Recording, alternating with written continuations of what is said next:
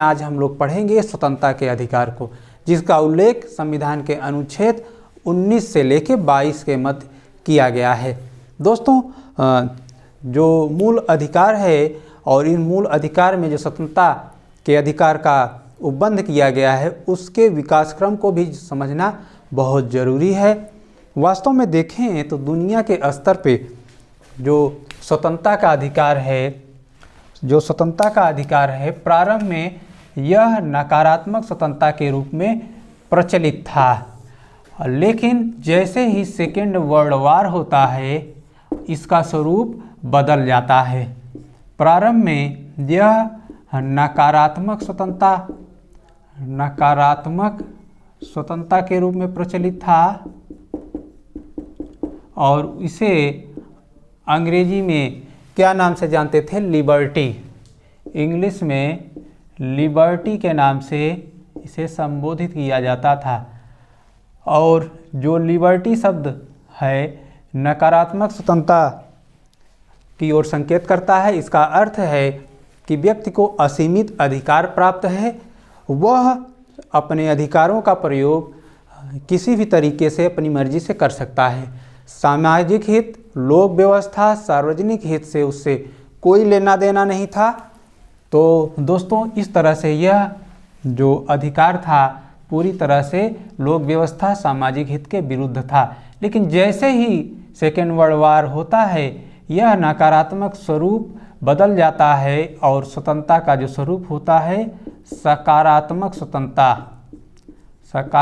स्वतंत्रता आ जाता है। और इसे अंग्रेजी में दोस्तों फ्रीडम कहा जाता है। सकारात्मक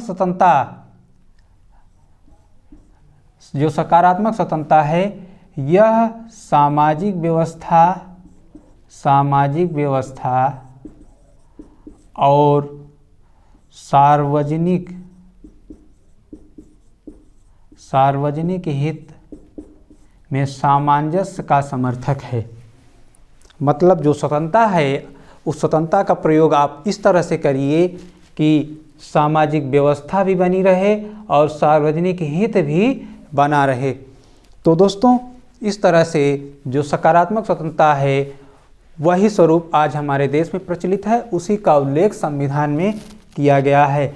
मतलब अगर आप स्वतंत्रता का दुरुपयोग करते हैं, मिसयूज करते हैं, तो आप पे प्रतिबंध लगाया जाएगा और कानूनी कार्यवाही के तहत आपको दंडित किया जा सकता है। तो दोस्तों, संविधान के जो अनुच्छेद 19 से 22 के तहत स्वतंत्रता का उल्लेख किया गया है, यह एक ऐसा प्रावधान है दोस्तों जहां से बार बार सवाल पूछे जाते हैं। अगर बात करें अनुच्छेद 19, तो अनुच्छेद 19 दोस्तों संविधान का मूल ढांचा घोषित किया गया है। संविधान का मूल ढांचा, इससे तात्पर्य है कि संविधान इसी ढांचे पर टिका हुआ है। इसको अगर समाप्त कर दिया गया तो संविधान का अस्तित्व समाप्त हो जाएगा, इसीलिए इसे समाप्त नहीं किया जा सकता। इसे हटाना बहुत मुश्किल काम है। दोस्तों, अनुच्छेद 19 सिर्फ भारतीय नागरिकों को ही प्राप्त है। सिर्फ भारतीय नागरिक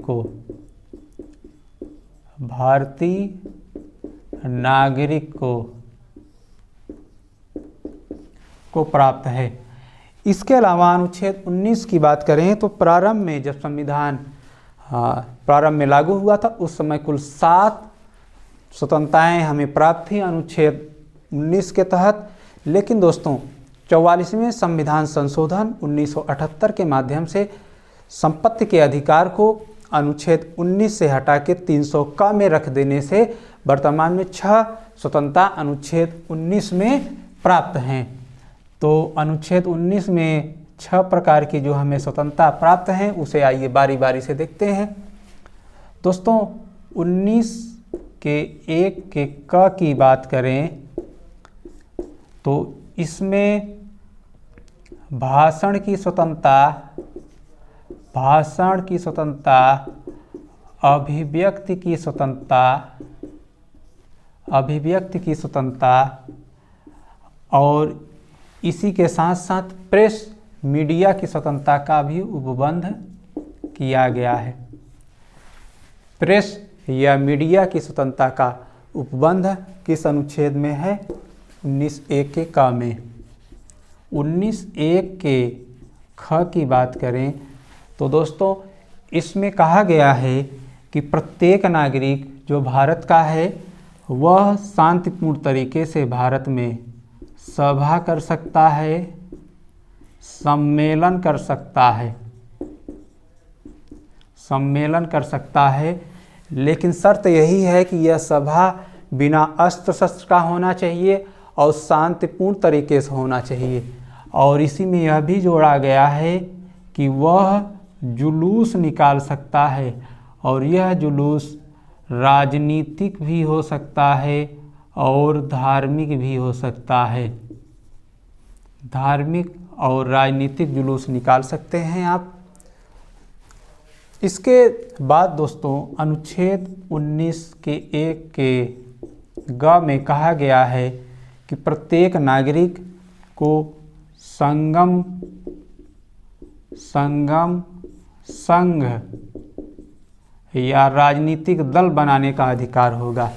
संगम से तात्पर्य है संगठन, संघ से तात्पर्य है समूह, संगठन, और या इसी में कहा गया है कि राजनीतिक दल या दबाव समूह आप बना सकते हैं। राजनीतिक दल और दबाव समूह का निर्माण कर सकते हैं।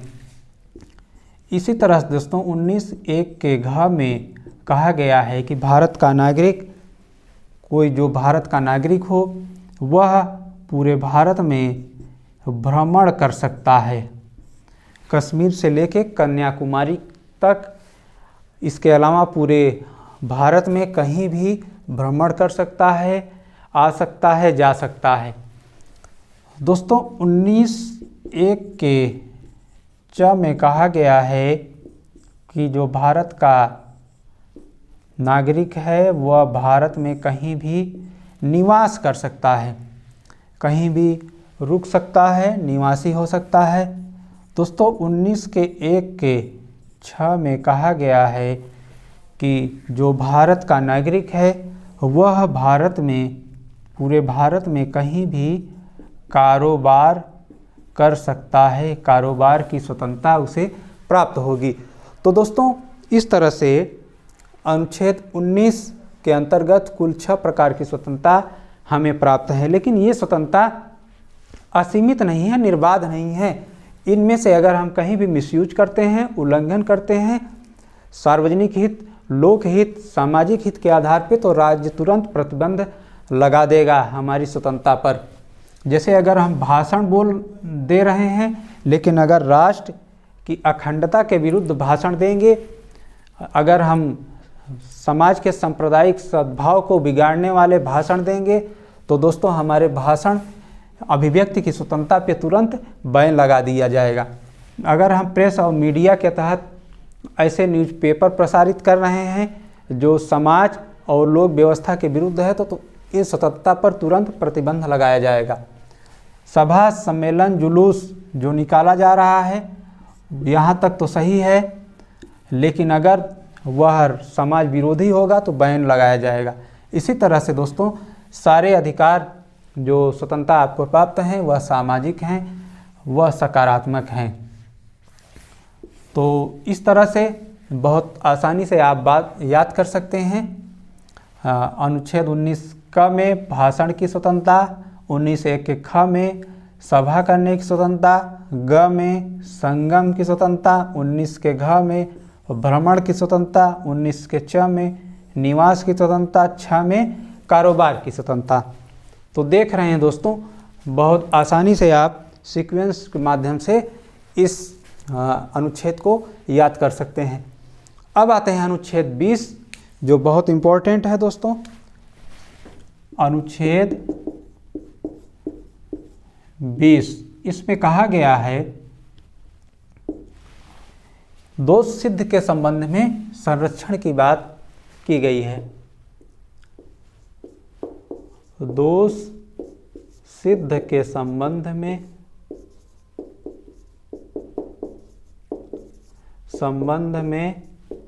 संरक्षण, दोष सिद्ध के संबंध में संरक्षण।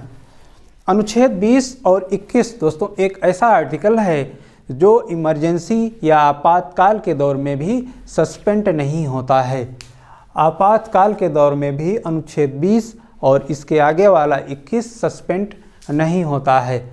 अनुच्छेद 20 की अगर बात करें तो दोस्तों इसमें कहा गया है कि अपराध करते समय, इसमें 3 बातें हैं दोस्तों, 3 बातें कही गई हैं। पहला कहा गया है अपराध करते समय लागू कानून से ही व्यक्ति को दंडित किया जाएगा। अपराध के समय लागू कानून से ही दंड, अपराध के समय लागू कानून से ही दंड दिया जाएगा, पहली बात। दूसरी बात, एक अपराध के लिए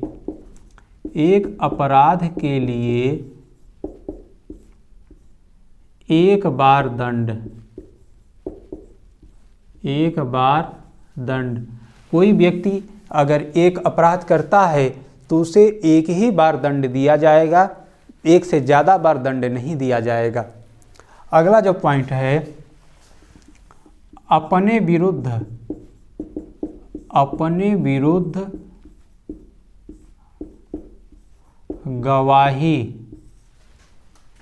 गवाही हेतु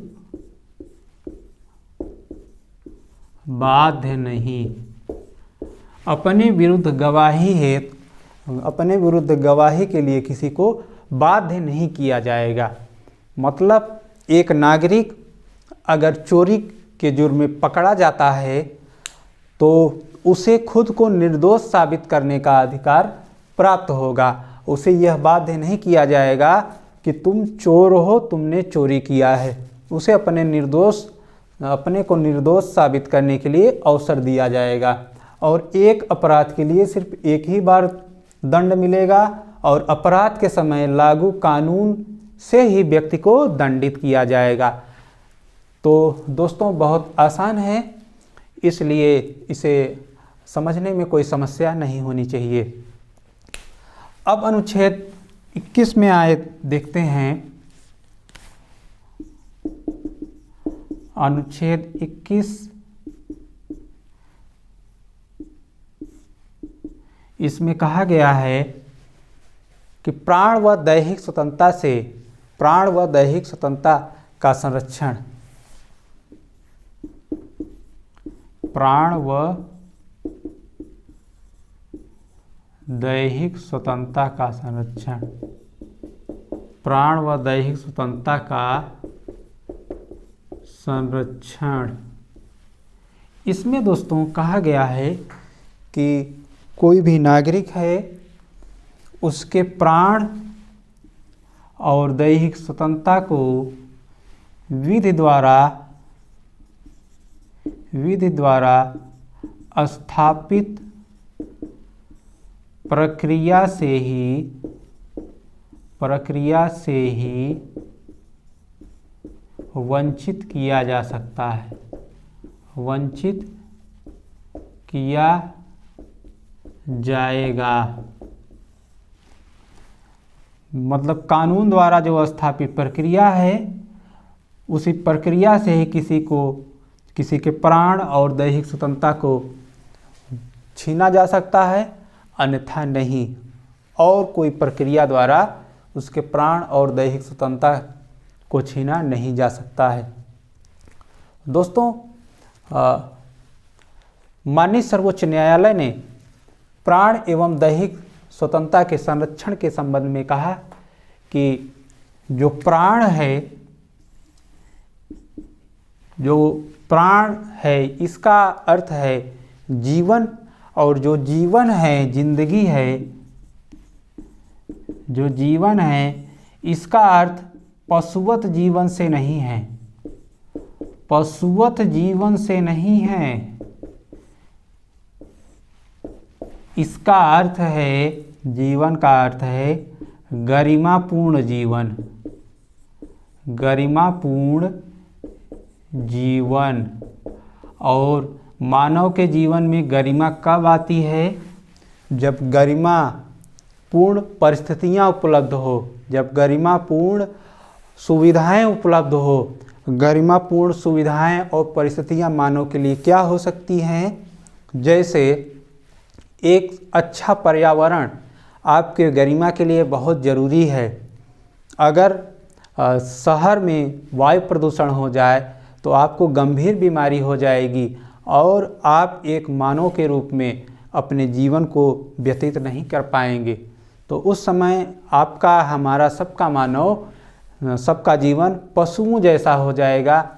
तो दोस्तों, गरिमापूर्ण जीवन वो जीवन है जो जिसके लिए सारी सुविधाएं, सारी आवश्यक दशाएं उपलब्ध हो, जो मानव को सम्मान देती है, जो मानव को इज्जत के साथ जीने का मौका देती है। जैसे स्वच्छ जल, स्वच्छ पर्यावरण, आवश्यक पोषण और रहने का आवास, चिकित्सा सुविधाएं, विदेश यात्रा का अधिकार, ये सारी जो सुविधाएं हैं, आवश्यक दशाएं हैं, यह गरिमापूर्ण जीवन के साथ जुड़ी हैं। तो दोस्तों, जितनी भी बातें हैं जो अनुच्छेद 19 से छूट गई है वह अनुच्छेद 21 में आके जुड़ जाती है। तो हम जोड़ सकते हैं गरिमापूर्ण जीवन में स्वच्छ पर्यावरण,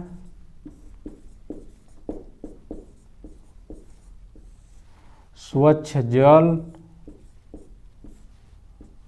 स्वच्छ वायु,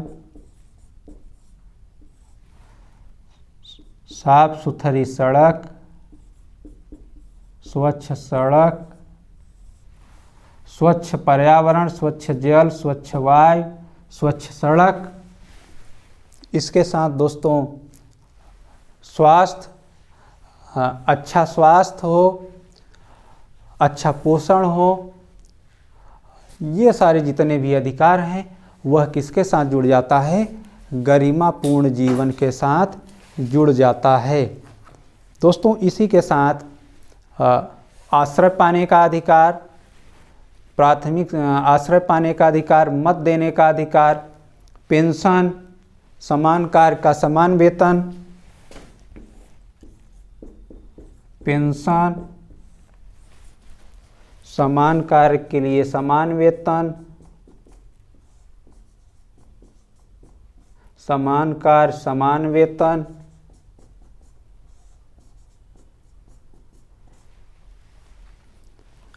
आश्रय पाने का अधिकार, आश्रय पाने का अधिकार, वे सारे अधिकार अनुच्छेद 21 के साथ जुड़ जाते हैं। और अनुच्छेद 21 के ए में दोस्तों एक महत्वपूर्ण आर्टिकल का उपबंध किया गया है जो बार बार आपकी परीक्षाओं में पूछा जाता है। वो आइए देखते हैं कौन सा है।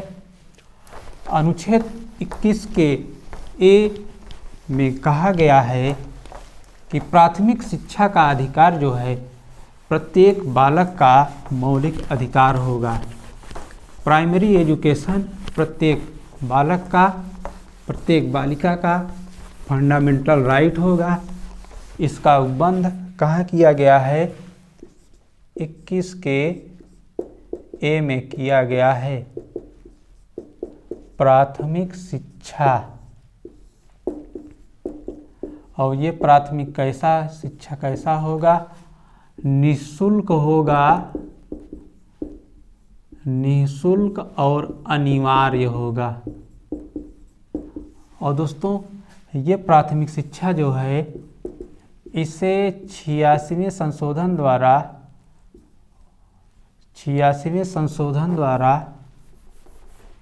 सन 2 के माध्यम से जोड़ा गया। 86वें संशोधन द्वारा 2002 में जब मुरली मनोहर जोशी भारत के शिक्षा मंत्री थे उस समय जोड़ा गया।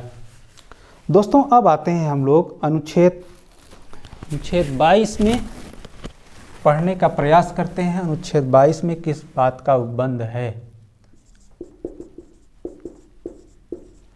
अनुच्छेद 22 की बात करें दोस्तों, इसमें कहा गया है गिरफ्तारी और निरोध से संरक्षण।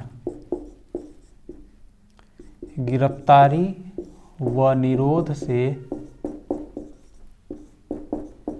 संरक्षण।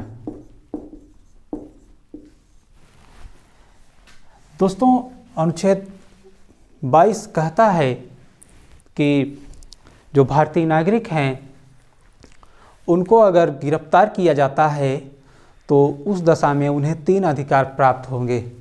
वो 3 अधिकार क्या होंगे? अगर गिरफ्तार किया जाता है तो तुरंत गिरफ्तारी का कारण बताया जाएगा। गिरफ्तारी का कारण। और अगर गिरफ्तार कर लिया जाता है तो उन्हें पेश किया जाएगा कहाँ? मजिस्ट्रेट के समक्ष। मजिस्ट्रेट के समक्ष कितने घंटे के अंदर? 24 आवर्स के अंदर मजिस्ट्रेट के समक्ष पेश किया जाएगा। इसके अलावा उन्हें वकील से परामर्श का अधिकार होगा। वकील से परामर्श का अधिकार होगा। ये 3 अधिकार प्रत्येक नागरिक को प्राप्त होते हैं। कब? जब वो गिरफ्तार होता है। लेकिन दोस्तों ये 3 अधिकार उन्हें प्राप्त नहीं होते हैं। किसे? जो देश के दुश्मन होते हैं, जो देश के शत्रु होते हैं, उन्हें प्राप्त नहीं होते हैं। और जो निवारक कानून के तहत गिरफ्तार होते हैं, निवारक कानून के तहत जो गिरफ्तार होते हैं, इन 2 लोगों को ये अधिकार प्राप्त नहीं होते हैं। जो देश के शत्रु नागरिक होते हैं, जैसे पाकिस्तान का कोई नागरिक होगा, चाइना का कोई नागरिक होगा, तो दोस्तों ये अधिकार उन्हें भारत सरकार नहीं देगी। और जो निवारक कानून के तहत गिरफ्तार होंगे वो उन्हें भी प्राप्त नहीं होगा। निवारक कानून क्या होता है दोस्तों? निवारक कानून का तात्पर्य है, निरोधात्मक कानून का तात्पर्य है कि जब कोई अपराध होने ही वाला हो उसके पहले ही संदिग्ध व्यक्ति को उठा लिया जाता है, गिरफ्तार कर लिया जाता है। और इसमें अपराध के बाद नहीं, अपराध होने के पहले ही कार्रवाई की जाती है। अपराध होने की संभावना होती है, उसके पहले ही संदिग्ध व्यक्ति को कस्टडी में ले लिया जाता है और फिर उसको ये कोई अधिकार प्राप्त नहीं होता है कि आप गिरफ्तारी का कारण हमें बताइए, हमें मजिस्ट्रेट के सामने पेश करिए और विधि व्यवसायी से हमें संपर्क या पहुंच हमें प्रदान करिए। ये सुविधाएं उन्हें प्राप्त नहीं होती हैं। तो दोस्तों ऐसे निरोधात्मक कानून भारत सरकार द्वारा लागू किए गए हैं। जैसे टाडा, पोटा, इस तरह के कानून के तहत अगर किसी को गिरफ्तार किया जाता है तो अनुच्छेद 22 के तहत ये अधिकार उन्हें प्राप्त नहीं होता है। तो दोस्तों उम्मीद करता हूँ आपको यह लेक्चर पसंद आ गया होगा। तो आइए देखते हैं सवाल कैसे पूछा जाता है। जैसे दोस्तों एक बार सवाल पूछा था IAS 2019 में कि आपको अपनी मर्जी के अनुसार विवाह करने का अधिकार, अपनी मर्जी के अनुसार जीवन साथी चुनने का अधिकार संविधान के किस अनुच्छेद में दिया गया है? तो दोस्तों अनुच्छेद 21 में बहुत सारे अधिकारों का उल्लेख है। उसी में जीवन साथी चुनने का अधिकार दिया गया है। आप अगर वयस्क हैं, आप अगर 18 साल की आयु को पार कर चुके हैं तो किसी भी जात के हों, किसी भी धर्म के हो, अपनी मर्जी के अनुसार अपना जीवन साथी चुन सकते हैं। ऐसा संविधान में अनुच्छेद 21 के तहत अधिकार दिया गया है। दोस्तों, और सवाल क्या पूछा जाता है कि संविधान के किस अनुच्छेद में अप्रत्यक्ष रूप से प्रेस या मीडिया के अधिकार का उल्लेख किया गया है? तो दोस्तों, हमने देखा अनुच्छेद 19(1) के क में प्रेस या मीडिया के अधिकार का उल्लेख किया गया है। और सवाल पूछा जाता है दोस्तों कि विदेश यात्रा का अधिकार व्यक्ति का मौलिक अधिकार है, इसका उपबंध किस अनुच्छेद के तहत किया गया है, या सुप्रीम कोर्ट ने किस अनुच्छेद के तहत विदेश यात्रा के अधिकार को मौलिक अधिकार माना? तो दोस्तों, इसका आंसर है अनुच्छेद 21। और जो सवाल बहुत बार बार पूछा जाता है, कौन सा अधिकार है जिसके माध्यम से 6 से 14 वर्ष के बालकों को अनिवार्य और निःशुल्क शिक्षा का अधिकार दिया गया? यहाँ 6 से 14 वर्ष के बच्चों को अनिवार्य और निःशुल्क शिक्षा का अधिकार दिया गया। तो दोस्तों, 86वें संशोधन के माध्यम से। एक सवाल मैं आपसे पूछता हूं दोस्तों, उसका आंसर आप कमेंट में देने का प्रयास करिए। कौन सा आर्टिकल है, कौन सा अनुच्छेद है जिसे इमरजेंसी के समय में भी, आपातकाल के समय में भी सस्पेंड नहीं किया जाता है?